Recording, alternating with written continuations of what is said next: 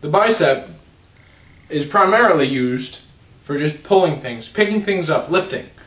So when I lift this weight and bring it up towards me, I'm using primarily my bicep. Now your bicep is also part of a 3-joint muscle. It connects with your arm, of course, up to your shoulder and your clavicle.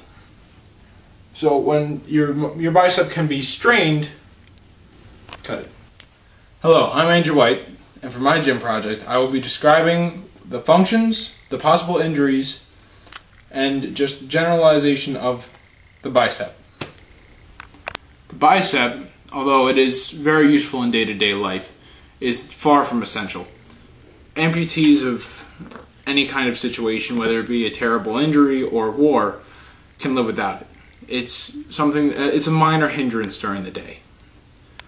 The bicep can be pulled, strained, or torn. Depending on these injuries,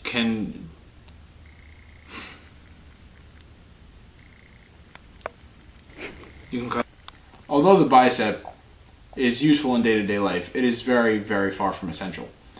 It can be used to pick things up, move things, nothing very important. People and amputees of any kind of situation, whether it be a great injury, an accident, or an amputee of war, can live without it. It's convenient, not necessary. It can be pulled, strained, or torn, depending on how you injured it.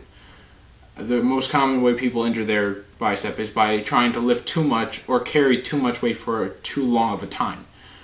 If it's simply a pull, then it just needs rest, and it should be ready to be working again in about a week.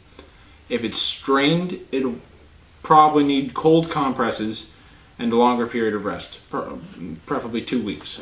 However, if it's torn, it could need up to 3 weeks of rest, ice compresses, whatever you need to do to get it done. But if it's a bad tear, it may need surgery.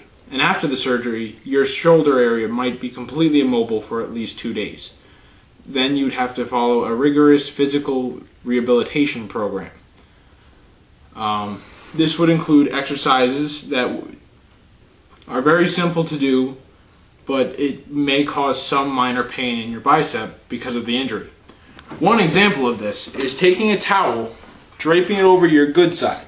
So saying I hurt this bicep, I would drape the towel over this shoulder, and then reaching behind me with this arm, grab the end of the towel and try and pull it off my back. I would wait until I feel the slightest amount of pain, and then hold that position for 10 seconds. After releasing the towel, take a brief break and try again. This would then strengthen the muscle to get it back on par with how it should be. This is an example of what's right to do when lifting weights and what's wrong. If this is how you're going to injure your bicep, everyone has their own individual sized weight. For me, this is my preferable size. However, if I ever try to push 30 pounds heavier than that, I have a good chance of hurting myself.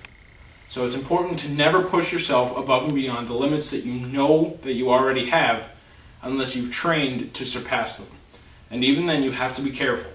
If you strain too much, don't do it, wait another week. However, when you really get injured, it can seriously affect your life with your bicep. Even though I just said it's not essential, it's still a major inconvenience. You may find it difficult to do simple things like getting a gallon of milk out of the fridge or pouring yourself a drink, making yourself food. If it hurts that bad, you may not be able to do these easy things. So if you do injure your bicep, go to the doctor, get it fixed, and don't push yourself too hard until it's fully recovered. It needs that rest to heal quickly.